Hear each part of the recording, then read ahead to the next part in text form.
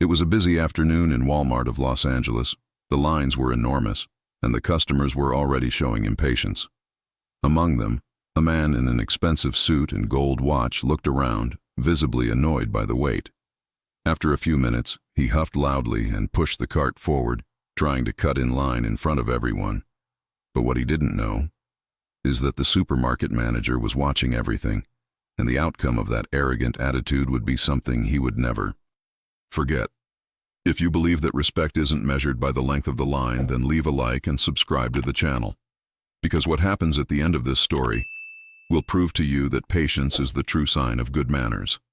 The clock showed 5:30 p.m., rush hour at Walmart of Los Angeles. The checkout lines stretched all the way to the beverage aisle, and the noise of conversations, shopping carts, and scanning created the typical sounds of late afternoon in the supermarket. Among Sauteus, the customers, one man stood out. Cliff Donovan, 42 years old, businessman in the real estate sector. Tailored suit, gold watch, neatly combed hair. The kind of person who seemed to believe the world should revolve around him. Cliff glanced at his watch and muttered loudly, "This is absurd. 20 minutes in line to pay for some purchases." A lady in front of him replied politely, "It's late afternoon, sir. It always takes a little longer." But he just rolled his eyes and muttered louder, "If they organized this place better, people with real commitments wouldn't need to waste time like this." Two people behind him exchanged disapproving glances. No one responded, but the unease grew. Meanwhile, the sector manager, Megan Turner, she observed everything from afar. She was 36 years old, wore the dark blue Walmart uniform, and a name tag with her name clearly visible. Megan was known for being calm, but firm. Nothing escaped her notice.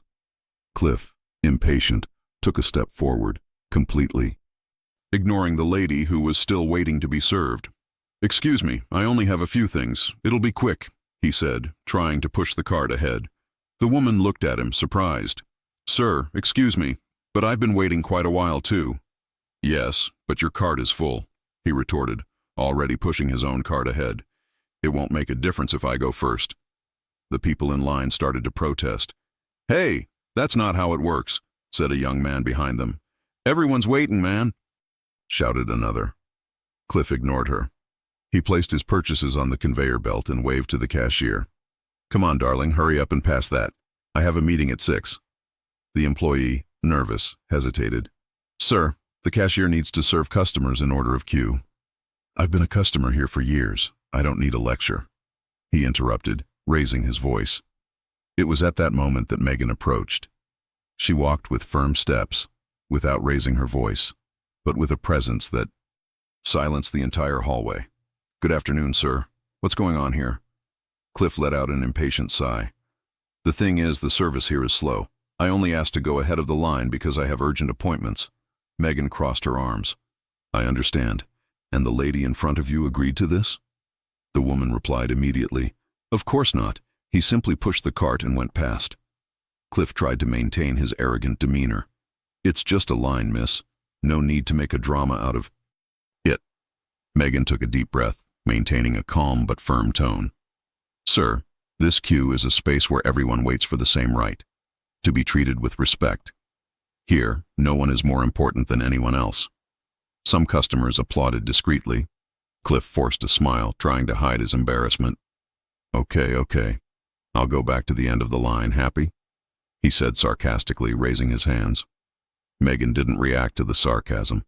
"No need to go all the way, sir, but I would appreciate it if you would apologize to the lady you overtook."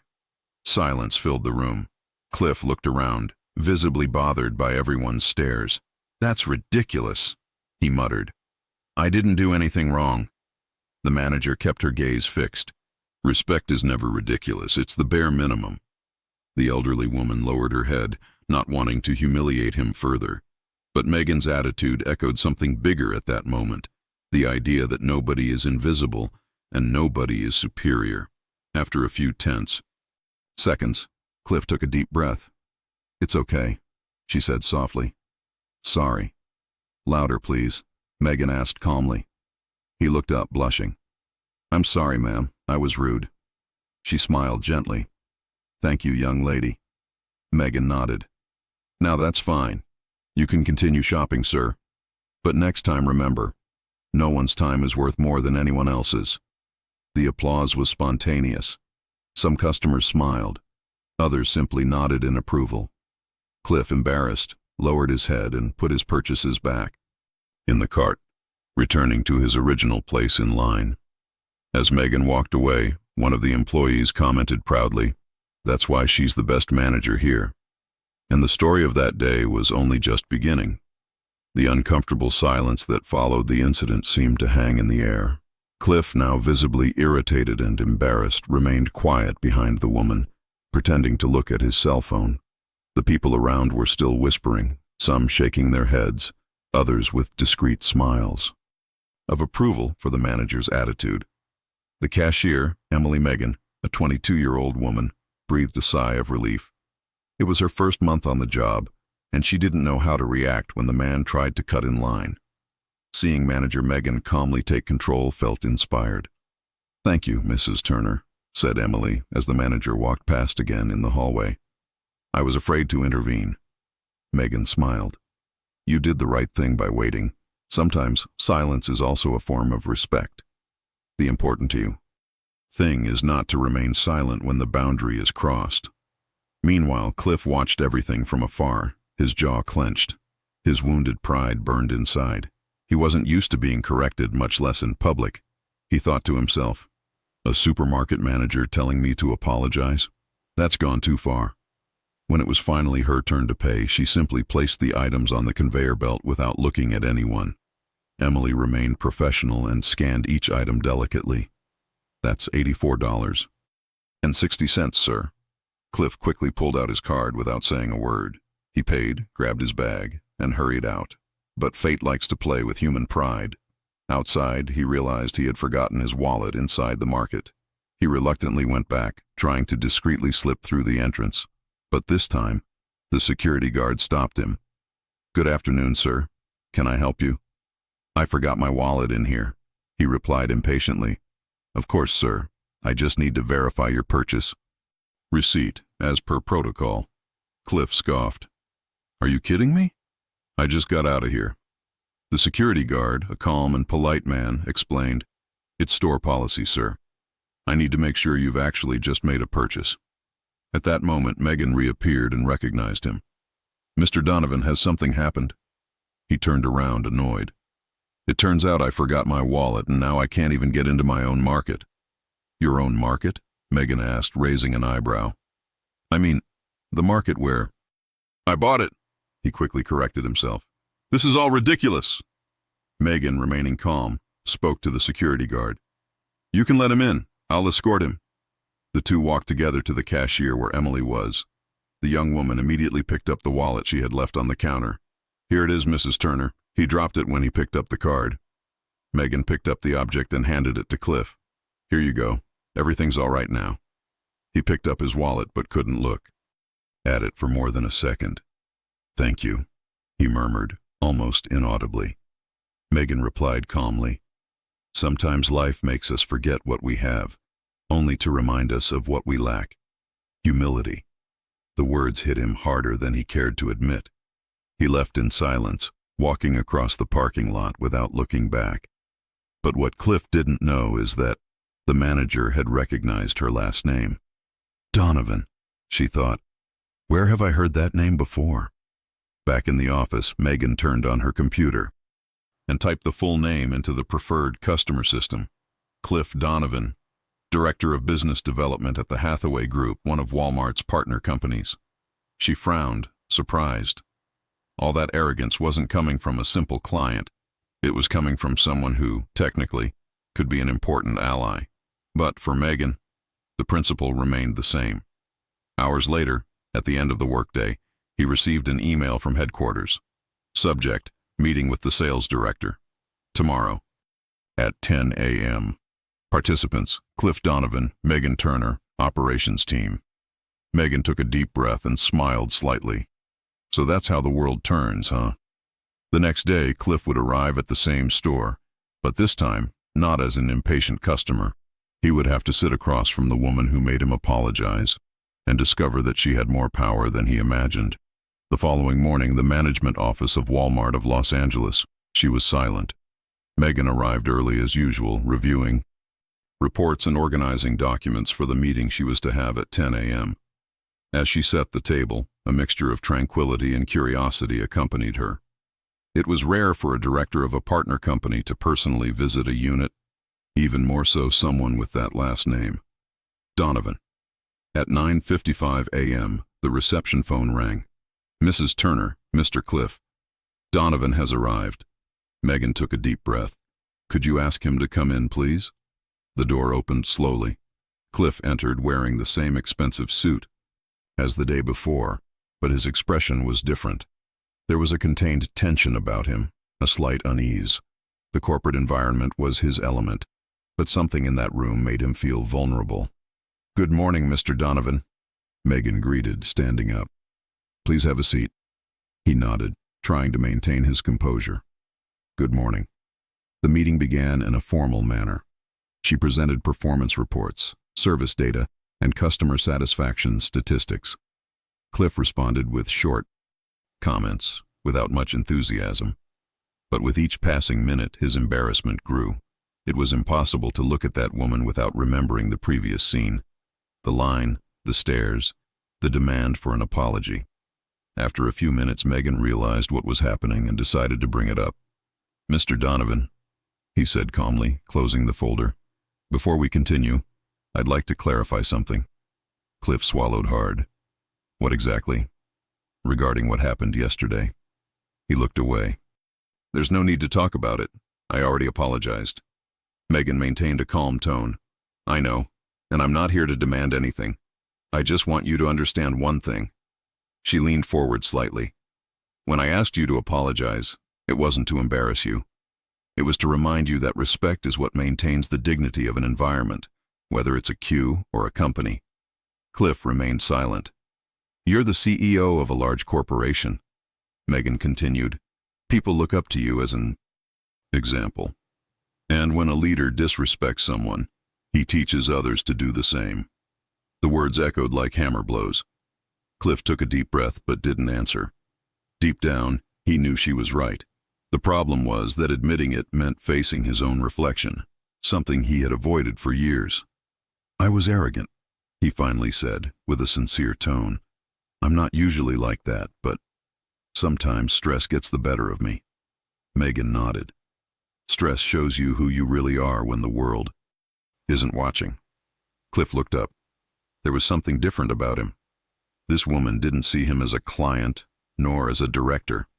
She saw him as a human being, with flaws, but also with the potential to change. Yesterday, after I left here, I was thinking, he confessed. I have dozens of employees, and I realized that maybe I treat them the same way I treated that lady. Megan smiled slightly. So that was the best meeting we could have had. He laughed, easing the tension. I think so. The two exchanged a look of mutual respect. The initial tension transformed into something lighter, into understanding. At that moment, the regional manager entered the room to join the conversation. Ah, Mr. Donovan, he said excitedly. It's so good to see you again. The partnership with the Hathaway Group is fundamental for us. Cliff replied politely. The pleasure is mine. Megan noticed that he was returning to a professional tone, but now there was a difference. Each of his words sounded more human, more caring. At the end of the meeting, Cliff stood up, shook hands with everyone, and turned to Megan. Mrs. Turner, he began hesitantly. Thank you for your honesty. Not everyone has the courage to speak to me the way you did yesterday and today. Not everyone needs it, she replied, smiling. But sometimes it's necessary. He nodded, looking into her eyes. I deserve to hear it. When she left the room, Megan stood watching out the window. She saw the man who, the day before, had lost his temper because of a cue, now walking slowly, with his hands in his pockets and a thoughtful look in his eyes. Hours later, in the parking lot, Cliff was still reflecting. He looked at the people pushing shopping carts, at the employees collecting groceries, and thought about how he had never noticed any of this before. They wait all day to see people like me, he murmured, and I didn't even realize it. That night, alone in his luxurious apartment, he remained silent. The sounds of the city did not distract him. For the first time, he saw himself as small and, paradoxically, free from the weight of his own ego. Life, in a silent way, was beginning to get its revenge. 2 days after the meeting with Megan, Cliff still felt the weight of her words echoing in his head. Respect is what maintains the dignity of an environment, whether it's a queue or a company. It was curious how a simple phrase could pierce the armor of pride he had built up over the years. For the first time, he began to observe himself, at home, at work, in conversations with subordinates. And he noticed something unsettling. He was always in a hurry, always giving orders, always expecting to be served first. On Friday, the Hathaway Group, the company where he was a director, held a routine meeting with the field team. Cliff entered the room with his usual air of authority, but this time something was different. The employees greeted him with a certain hesitation. He noticed tired looks, tense gestures, and wondered how many times he had provoked this without realizing it. During the presentation, an intern accidentally knocked over a stack of reports. Papers flew across the floor, interrupting Cliff's speech. Normally, he would react with impatience, but this time he took a deep breath, bent down, and helped the boy gather the papers. The silence in the room was absolute. "All right, continue," he said calmly, handing the reports back. "Mistakes happen." The intern looked at him in surprise, and the other colleagues exchanged astonished glances. It was the first time they had seen the director act like that. After the meeting, his personal assistant Lydia, he approached. "Mr. Donovan, can I be honest?" "Sure. I've worked with you for 4 years, and today was the first time I saw you act like a true leader." Cliff raised his eyebrows. "What do you mean?" "Before you gave orders. Today you set an example." He remained silent, but smiled slightly. That night, back in his apartment, Cliff turned on the TV and changed channels without interest, until a news report caught his attention. Walmart employee creates project to promote empathy and respect in customer service. It was Megan. She appeared on screen, being interviewed about a new initiative from the network. "The idea is simple," she said. "Treat people the way you would like to be treated. That's not philosophy. It's character." Cliff watched in silence, feeling a mixture of admiration and shame. He picked up his cell phone and typed a quick message. "The Cliff Donovan, to Megan Turner. I watched your interview. Congratulations. You're right. Respect is what changes everything." He hesitated before sending, but pressed send. Minutes later, the reply arrived. "Thank you, Mr. Donovan. It's good to know that you understood the true meaning of that line." Cliff smiled. It was the first time in a long time that he had felt so light. But fate, ever watchful, decided to test his transformation. The issue. Next day, he went to a Walmart branch near the office. He wanted to buy some gifts for a company social initiative. The line was long. Ironically, it reminded him of the day it all began. Behind him, a man began to complain loudly. "This is ridiculous. I have more important things to do than wait here." Cliff glanced discreetly and saw a very familiar scene. The impatient man, pushing his cart, trying to cut in line. The cashier hesitated, unsure what to do. Cliff stepped forward. "Sir, please, you need to respect the queue." The man stared at him arrogantly. "And who are you to tell me what to do?" Cliff remained calm. Someone who learned the hard way the value of patience. The store manager approached, alerted by the commotion. "Is everything all right here?" Cliff turned to her and smiled. "Yes, he is. He's just in a bit of a hurry." The man huffed but returned to his place. The line continued, and for the first time, Cliff tasted a victory that came not from power, but from control. As she paid, the cashier smiled. "Thank you for talking to him. We go through this almost every day." Cliff replied with a serene look. "I know, and believe me, I've been in his shoes." She left the market with her bags in hand and a light heart.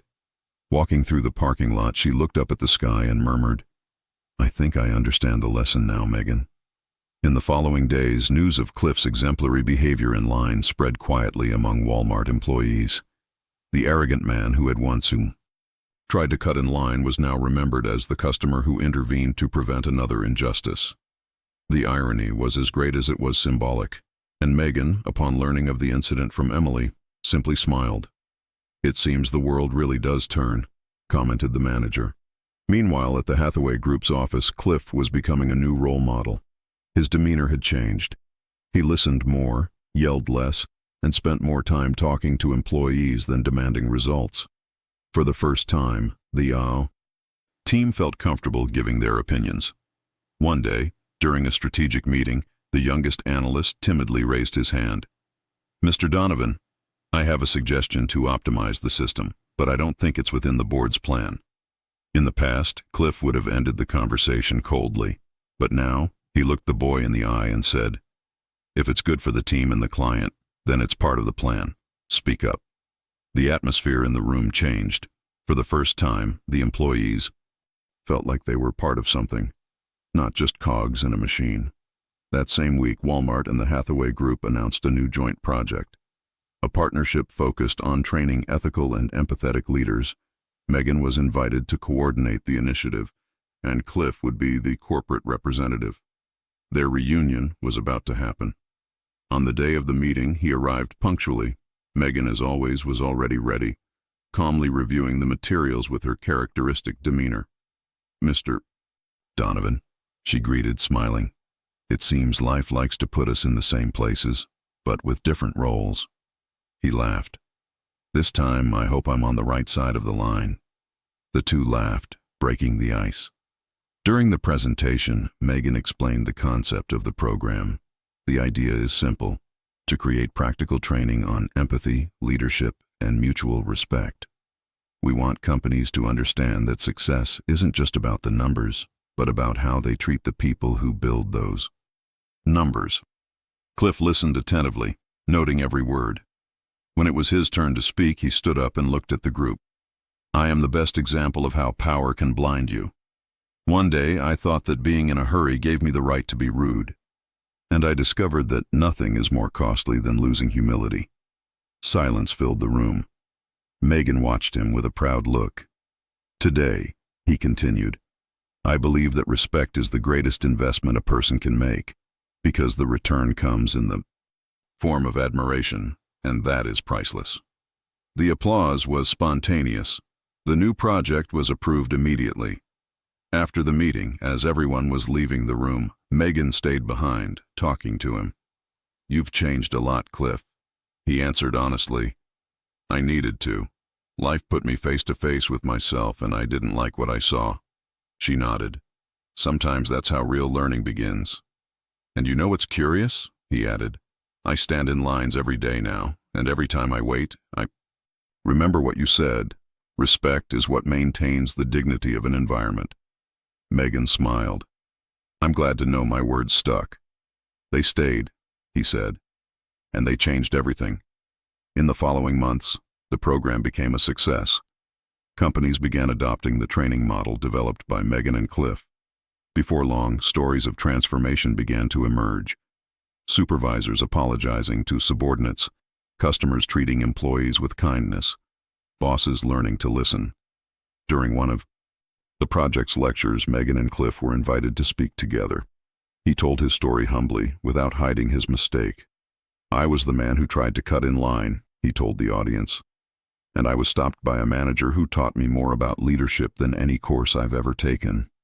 The audience rose to their feet in applause. Megan, standing beside him, added, "And I was the manager who learned that even those who make mistakes can change, if they have the courage to listen and the humility to start over." In the audience, a man stood up and shouted, "You two should write a book together." They both laughed, but in Cliff's eyes there was something beyond humor. There was gratitude. Gratitude for that woman having been firm enough to confront him when he needed it most. And for the first time, he understood that true power did not come from authority, but from ability to recognize humanity in others. The project of empathic leadership launched by Cliff and Megan, it grew much faster than anyone imagined. In just a few months, it had already been implemented in 10 large companies, and more than 20 Walmart stores across the United States. The program was named Life's Cue, a simple but powerful metaphor. We are all waiting for something, and respect is what maintains order while time does its work. Megan's lectures went viral. Short videos of her talks circulated on social media with millions of views. One excerpt in particular became famous. The way you saw. Treat those who have nothing to offer you reveals the kind of person you really are. Cliff, now far removed from his past arrogance, participated in the presentations with genuine enthusiasm. He didn't speak like an executive. He spoke like someone who had learned the lesson. During a lecture in Chicago, he told the audience, "Life put me at the front of a line to teach me that no one should be above anyone else. And it was there, in that supermarket aisle, that I found the meaning of respect." The audience gave him a standing ovation. Megan watched from the side of the stage, smiling proudly. After the presentation, a man approached the two of them. He was around 50 years old, wearing a security uniform, and had tears in his eyes. "I saw your video on the internet," he said. "I've worked in a supermarket for 30 years. I've been humiliated so many times that I thought about quitting. But after seeing what you did, I realized that it's still worth being kind." Cliff shook his hand firmly. "It's worth it, and you've never been alone." With each lecture, they realized the impact was real. Stories of overcoming challenges, empathy, and new beginnings emerged from all sides. Ordinary people sent messages recounting how the project had changed their attitudes at work and at home. One message in particular touched Megan deeply. "I used to work as a supermarket cashier and I always felt invisible. But after seeing your story, I started looking people in the eye and smiling even when they were rude to me. One day, a customer thanked me for it. Thank you for reminding me that respect begins within ourselves." Upon reading that, Megan wept silently. That was precisely the purpose of the project, to make people see themselves again. Meanwhile, Cliff was also undergoing a personal transformation. He reconnected with his father, with whom he hadn't spoken in years, and began visiting his mother every Sunday. The man who previously had no time for anyone was now discovering pleasure in small things, drinking coffee slowly, listening to strangers' stories, helping strangers. One day, while leaving an event in New York, an unusual situation occurred. In the parking lot, a hurried driver began honking and shouting because an elderly man was taking too long to leave his parking space. Cliff approached and calmly said, "Hey buddy, you know you'll end up in the same place even if you wait 2 minutes, right?" The driver huffed, but then laughed. "Yeah, I guess you're right." The old man thanked him. "Thank you, young man. Few people have patience these days." Cliff replied with a smile. "I've learned that haste is costly." Back at the hotel, he told Megan the story. "Can you believe I saw myself in the guy with the horn?" he said. "It was like the past had held up a mirror to me." Megan replied with quiet wisdom. "That's how learning takes hold. When life shows us the reflection, and we finally recognize it." In the following weeks, the project was awarded by the National Association for Human Development. Cliff and Megan went on stage together to receive the recognition.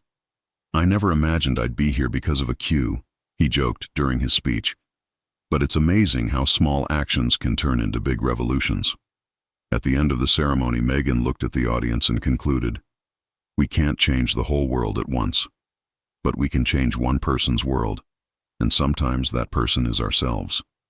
Applause echoed through the auditorium. Outside, the rain began to fall lightly on the illuminated streets, as if washing away the weight of their old selves. And as they walked side by side to the car, Cliff commented, "You know, Megan, sometimes I think the universe has a perfect sense of humor. It taught me humility precisely where I thought I was above everyone else." She smiled, "And put you in the right line." The two laughed together, and in that instant they realized that respect, the same respect that had begun as a painful lesson, had become the bond that united their paths. The success of Life's Cue. It spread throughout the country and, within a few months, began to cross borders. The story of an arrogant man who had tried to cut in line and ended up transforming his own life went viral on social media, reaching newspapers in Europe and Latin America. Television programs began inviting Cliff and Megan for interviews. People wanted to hear from them how such a common situation had become a global movement. In one of those interviews, Megan explained, "The lesson is simple. Respect is not a favor, it's a duty. And when we understand that, the whole society changes." Cliff, standing beside her, added, "I was an example of what not to do. And that's why today I can say, no one is too old to learn." His words echoed throughout the studio. The audience gave him a standing ovation. But, as always happens when someone changes, life put Cliff to the test. A few weeks later, he was invited to represent the Hathaway Group at an international conference on corporate responsibility in New York. The event would bring together leaders, entrepreneurs, and executives from around the world. Cliff was to be one of the keynote speakers. On the morning of the event, the hotel where he was staying was packed. There was a long line in the lobby for breakfast. Cliff, dressed in an impeccable gray suit, held his cell phone and a briefcase. Time was short. His lecture would begin in less than an hour. As he approached the queue, he noticed a group of foreign guests trying to organize themselves. A young waiter, simple-looking and with a heavy accent, was struggling with the trays. The service was slow, and some people were already complaining. Cliff glanced at his watch, uneasy. For a second, he felt that old impatience nagging at his mind. "You can't be late. Go now, just this once." He took a step forward, then another, and another. Before he knew it, he was about to overtake the group of guests. That's when she heard a familiar voice in her head, Megan's, saying calmly, "Respect is what maintains the dignity of an environment." He stopped, took a deep breath, and stepped back. "Excuse me, you can go ahead," he said with a smile. The waiter looked at him in surprise. "Thank you, sir. We're doing our best to expedite things." Cliff nodded. "I know. You're doing very well." The line moved slowly, but he waited in silence. When it was finally his turn, the waiter served the coffee and thanked him again. "You are the first executive I've seen here being kind." Cliff smiled. "Maybe because I've already learned what happens when you're not." Minutes later, he entered the conference auditorium. The hall was packed. As he stepped onto the stage, he looked at the hundreds of people before him and began with a confession.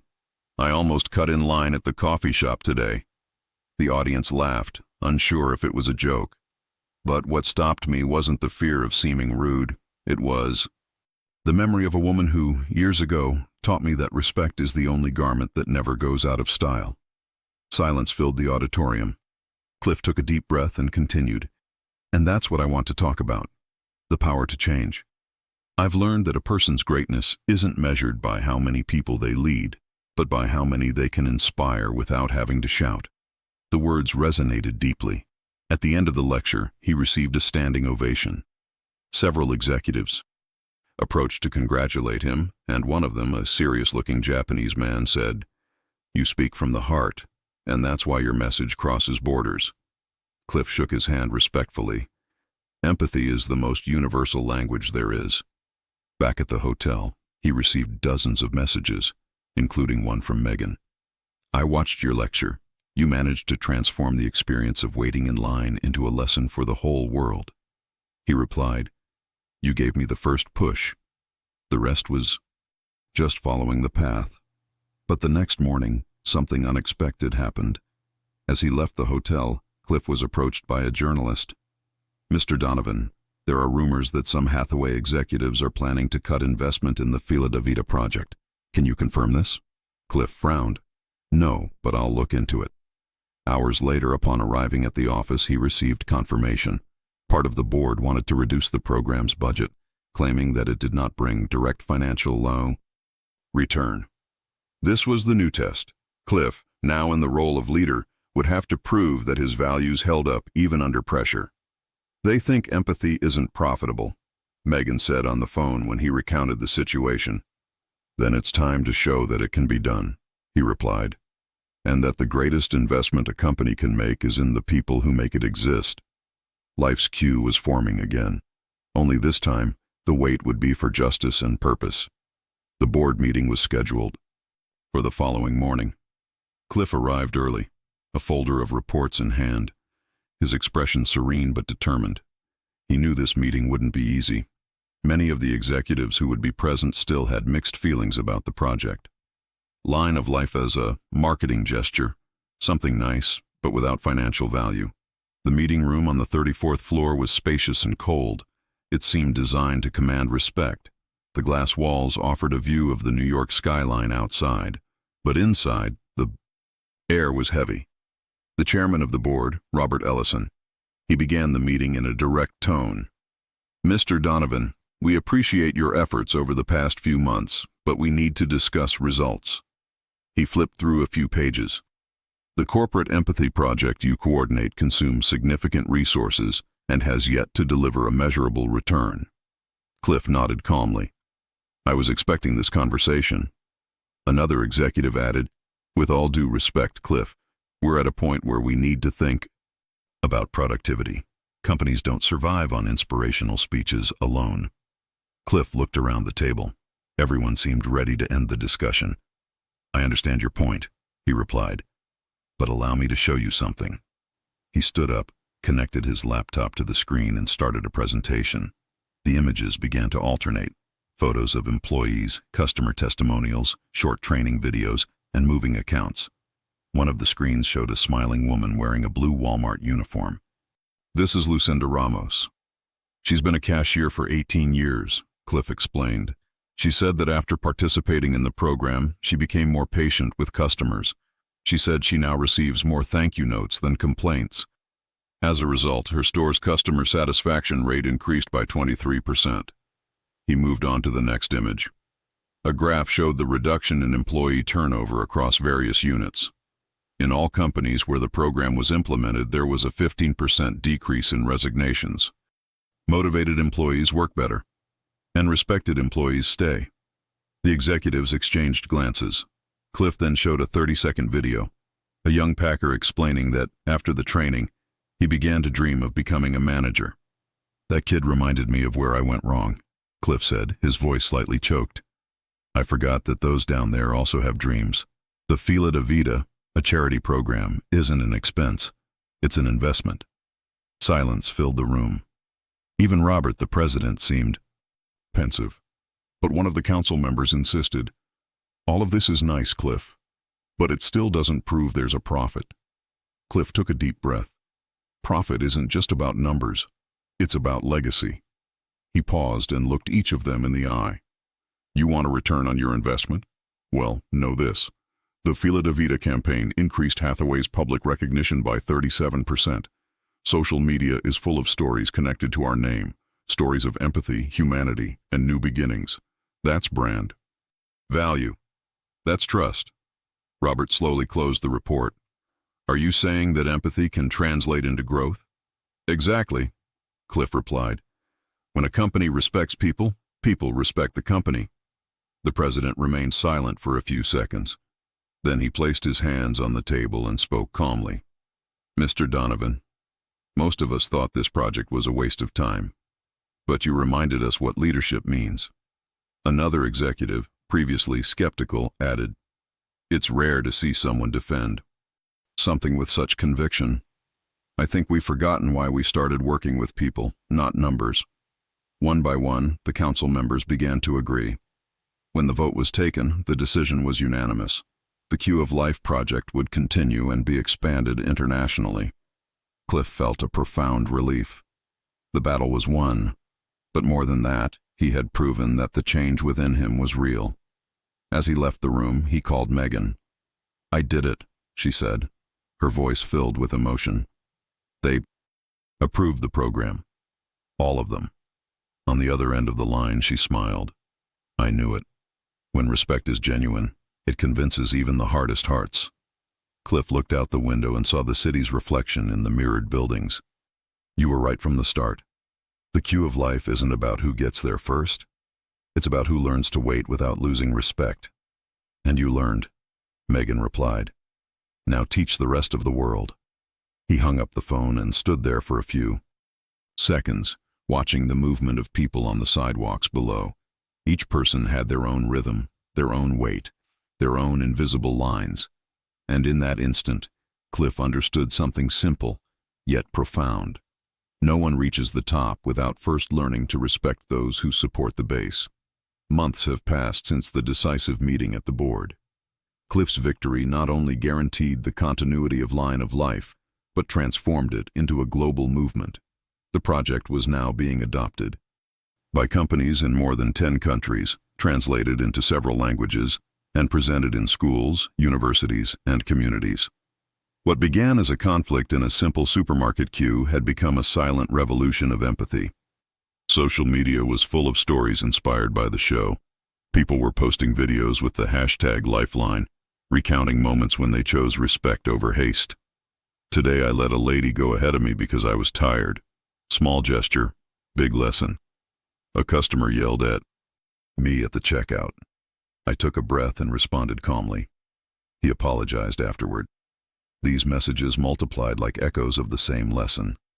Cliff watched everything with emotion. He no longer saw himself as the man who tried to cut in line, but as someone who had learned to wait, and more importantly, to understand the value of people. One day he received a special invitation, the ONU Leadership Summit in Geneva. She wanted to honor the project as an example of social transformation. Megan was also invited to represent Walmart. On the flight to Switzerland, Cliff gazed out the airplane window, lost in thought. The reflection of the sky and the clouds reminded him of the first time he saw Megan, when she forced him to apologize in front of everyone. Funny, he murmured.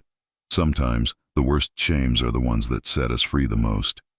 In Geneva, the event was grand.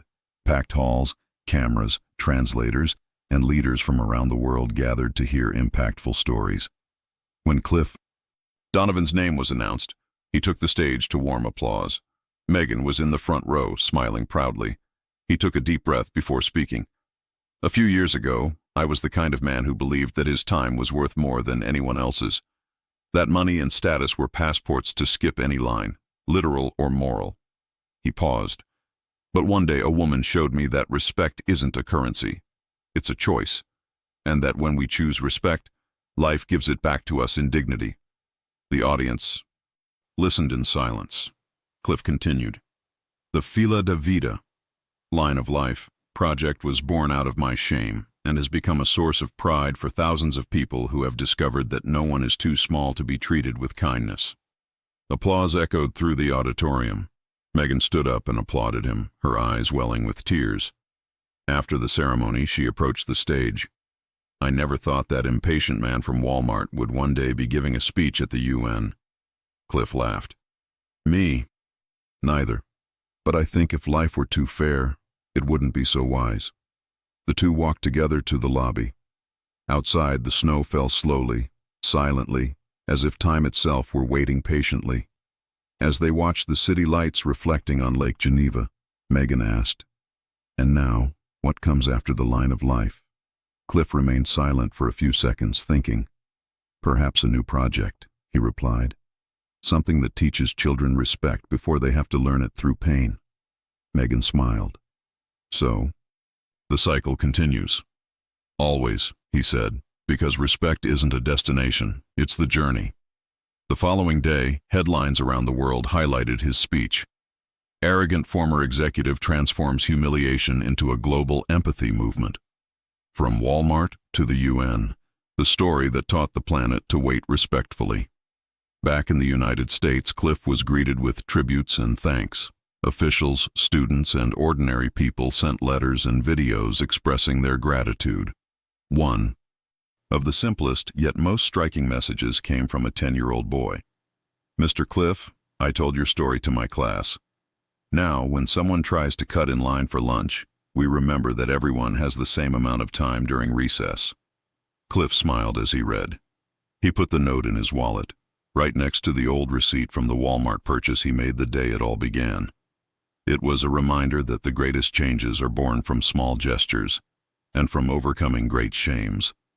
That man, who once believed himself to be above others, now understood that true greatness lay in placing oneself on the same level. eye to eye, human with human. And when he received the news that Walmart would be opening a new branch with the symbolic name of Life's Q Store, he couldn't hold back the tears. He knew that, more than a title, it was an eternal reminder of the day he learned that no one is ahead of anyone else when it comes to respect. A few months after the UN event, Cliff's life had changed completely. He continued to lead the project, Line of Life, but now he devoted a good part of his time to giving talks in public schools and community centers. He wanted to reach people before the world hardened them. On one of these visits, he entered a simple neighborhood school. The walls were decorated with colorful posters made by the students, and in the center of one of them, in large letters, was written, "Respect is the invisible Q of life. Everyone has their place." Cliffy stopped in front of the poster and stood silent for a few seconds. A teacher approached. "The students created this after watching a video of your lecture online. They talk about you all the time." He smiled. So the seed is growing. In the courtyard, dozens of children sat waiting for him, curious. He climbed onto the small improvised stage and began to speak, but without the formal tone of a lecturer. He spoke like a friend. "When I was younger, I thought being important meant being served first," he said. "Today I know that being important means helping others not to feel small." The children listened attentively. One of them raised their hand and asked, "Mr. Cliff, do you still get angry when you have to wait?" He laughed, moved. "Sometimes, yes, but now I use the waiting to learn more about myself." At the end of the conversation, the children applauded him. A girl approached with a drawing in her hands. It was him and Megan in front of a supermarket with a huge sign that read, "Life's Q." "I made this for you," the girl said, "so you'll never forget what you taught us." Cliff took the drawing, his eyes welling with tears. "Don't worry, I'll never forget it." That same night on her way home, she placed the drawing next to the old receipt, the one she had kept since the day she was in line at Walmart. He sat on the porch and looked up at the sky. The city lights twinkled in the distance, and the distant sound of cars mingled with the light breeze. She picked up her cell phone and sent a message to Megan. "Remember when you made me apologize out loud? Today I realized that that was the first day of the rest of my life." Minutes later she replied, "Sometimes we need to be stopped to learn how to walk properly, and you learned." He put his phone away, took a deep breath, and smiled. He felt at peace, a peace that didn't come from victory, but from repentance transformed into purpose. A few days later, he and Megan were invited to the opening of the new Walmart store, which would bear the symbolic name of Life's Q Store. The event would be broadcast live throughout the country. The stage was set up right in the center of the store, surrounded by employees, customers, and cameras. Next to Megan, Cliff picked up the microphone and looked out at the crowd. "A few years ago I tried to cut in line," she began, her voice firm, "and that action, which seemed so small, revealed how much I still needed to grow." He paused. "Today, this same line brought me here. It taught me that no one is too important to wait, and that patience is the purest reflection of respect." The crowd applauded. Megan approached and whispered, "Who would have thought, huh? The man who wanted to arrive first is now the one teaching the world to wait." He smiled. Life is a demanding teacher, but a fair one. At the end of the event, when everyone had dispersed, Cliff walked alone through the aisles of the new store. The signs gleamed, and in each employee he saw the reflection of the journey that had begun with a mistake and ended with a lesson that would change generations. He stopped in front of a mirror displayed in the home goods section. He looked at himself and, for a moment, saw the man in the suit who once pushed a shopping cart to cut in line. But then, he saw the man who apologized, learned from his experience, and started over. And smiling, he whispered, "Thank you, Megan, for showing me what it truly means to be human." He left the store, walking slowly, without any hurry. For the first time in many years, he understood that true success lies not in arriving first, but in walking respectfully, side by side with others. Respect is the invisible foundation of all human relationships. Humility transforms mistakes into bridges and falls into learning experiences. And life always returns in dignity what you offer in respect.